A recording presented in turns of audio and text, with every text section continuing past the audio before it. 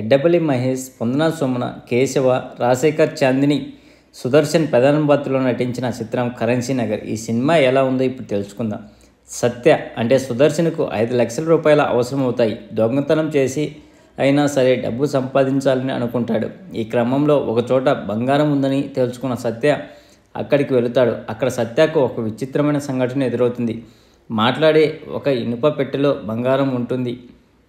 ఆ బంగారం తీసుకోవాలనే క్రమంలో ఇనుప పెట్టె సత్యతో 3 కథలు చెబుతుంది. అందులో మొదటి కథ మానవ సంబంధాల గురించి, రెండో కథ ప్రేమ గురించి, మోసం గురించి, మూడో కథ అమ్మాయిల ప్రేమను దక్కించుకోవడం కోసం అబ్బాయిలు చేసే తప్పులు. ఇలా 3 కథలు విన్న తర్వాత సత్య ఏం చేశాడు, అతను అసలు అక్కడికి ఎందుకు వెళ్ళవలసి వచ్చింది, అతనికి కావాల్సిన 5 లక్షలు దొరికాయా, నిజంగానే ఇనపెట్టే మాట్లాడిందా వంటి విషయాలను తెలియాలంటే కరెన్సీ నగర్ సినిమా చూడాల్సిందే.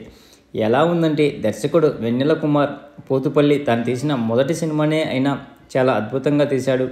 తాను రాసుకున్న కథను తెర మీద చక్కగా చూపించాడు. కేశవ, చాందిని ఎపిసోడ్ సినిమాకు బాగా ప్లస్ అయింది. మొదటి కథ పెయిన్లో అమ్మ క్యారెక్టర్ చిన్నదైనా బాగా వర్కౌట్ అయింది. ప్రీ క్లైమాక్స్ సినిమాకు ప్లస్ అయింది. క్లైమాక్స్ ఎవరూ ఊహించిన విధంగా ఉంటుంది. ఇలాంటి కథనాలతో థియేటర్కి వచ్చిన మొదటి సినిమాగా కరెన్సీ నగర్ అని చెప్పవచ్చు.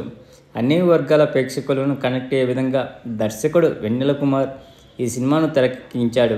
సినిమా చూస్తుంటే మనం చిన్నప్పుడు చదివిన బేతాళ కథలు గుర్తుకొస్తాయి, కానీ కథలు మాత్రం చాలా కొత్తగా అనిపించాయి. తెర మీద చూసి అనుభూతి చెందాల్సిన సినిమా అనిపించింది.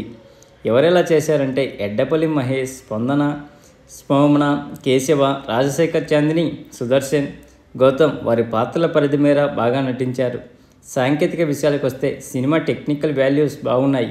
నిర్మాతలు ముక్కమూల అప్పారావు, డాక్టర్ కోడూరు గోపాలకృష్ణ ఎక్కడ రాజీ పడకుండా సినిమాను నిర్మించారు. సిద్ధార్థ్ సందాశివుని సంగీతం బాగుంది. కార్తీక్ తన కత్తిరిక ఇంకాస్త పని చెప్పాల్సింది. సతీష్ సినిమాటోగ్రఫీ పర్వాలేదనిపించింది. సినిమా అవుట్ ఆఫ్ 5 గాను 2.5 ఇవ్వచ్చు ఫ్రెండ్స్. ప్లీజ్ ఫ్రెండ్స్, లైక్ చేయకపోతే లైక్ చేయండి, కొత్తగా వచ్చిన వాళ్ళు సబ్స్క్రైబ్ చేయండి. టోటల్గా ఈ సినిమా ఒక 4 జీవితాల గురించి ఉంది. చాలా బాగా అనిపించేది. ప్లీజ్ ఫ్రెండ్స్, లైక్ చెప్తే లైక్ చేయండి, కొత్తగా వచ్చిన వాళ్ళు సబ్స్క్రైబ్ చేయండి. Signing off Mahendra. Thank you.